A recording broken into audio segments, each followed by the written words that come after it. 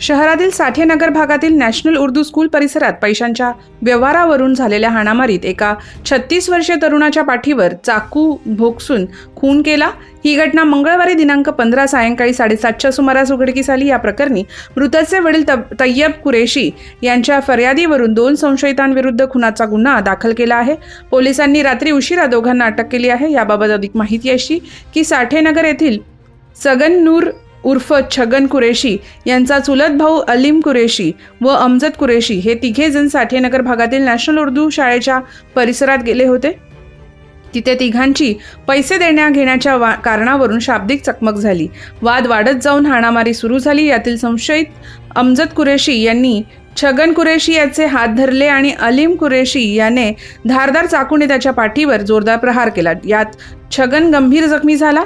त्याला ग्रामीण रुग्णालयात दाखल करण्यात आले, मात्र प्रकृती चिंताजनक असल्याने त्याला परभणी येथे नेताना रस्त्यामध्ये त्याचा मृत्यू झाला।